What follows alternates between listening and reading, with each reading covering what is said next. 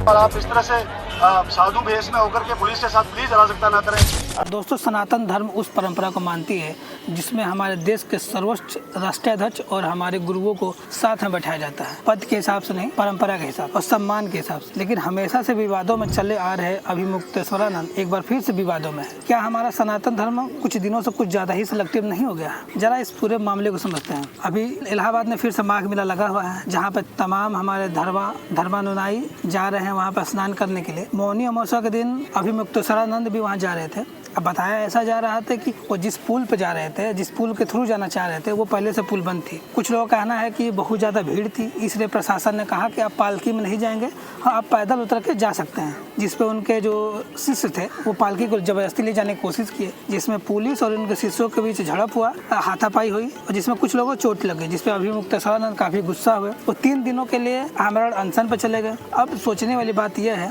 कि इस पे भी पूरी तरीके से पॉलिटिक्स होने लगी है। अभिमुक्तेश्वरानंद का कहना है कि जो भी अभी अधिकारी था वो हमसे माफी मांगे, जब तक माफी नहीं मांगता तब तक वो इस अनशन को नहीं तोड़ेंगे। लेकिन सबसे दिक्कत की बात यह है कि इस पे पूरी तरीके से अब ये पूरा मामला पॉलिटिकल हो गया है। इस पर ज्यादा बवाल ये मच गया है कि यूपी गवर्नमेंट की तरफ से एक लेटर जारी हुआ है जिसमें उन्होंने पूछा है कि आप किस हिसाब से अपने ऊपर शंकराचार्य का जो पदवी है वो बता रहे हैं। इस पे पूरा बवाल मचा क्योंकि इससे पहले इन पे काफी कोर्ट के भी आदेश लगे हैं कि इन पे ये अपॉइंटेड नहीं है शंकराचार्य के रूप में, ये खुद से ही लगाते हैं। इसके अलावा जो अखिलेश यादव है उन्होंने भी इनको कॉल किया है, इनसे अपनी सहानुभूति जाहिर की है। मैं बता दूं कि अखिलेश यादव की सरकार में अखिलेश यादव ने ही इन पर लाठियों से हमला कराया था, इनको पीटा था, घसीटा था। हो सकता है कि कुछ दिनों बाद राहुल गांधी का भी फोन आए क्योंकि अभी 2027 में यूपी में चुनाव है। अब माननीय योगी जी को इस तरीके से दिखाया जा रहा है कि वो साधुओं पे लाठीचार्ज करते हैं, साधुओं को मारते पीटते हैं, क्योंकि आने वाले समय में 2027 में इसको भुनाना है। अब सनातन धर्म की बात वो नेता कर रहे हैं जो दिनों रात सनातन धर्म को गरियाते हैं। आपको क्या लगता है, क्या हमारे सनातन धर्म में इतना सिलेक्टिव होना जरूरी है? क्या हम लोग अभिमुक्तेश्वरानंद से जो भी वहाँ अधिकारी है माफी मांग के इस मामले को पूरी तरीके से खत्म नहीं कर सकते हैं? क्या इस पूरे मामले को पॉलिटिकल बनाना जरूरी है?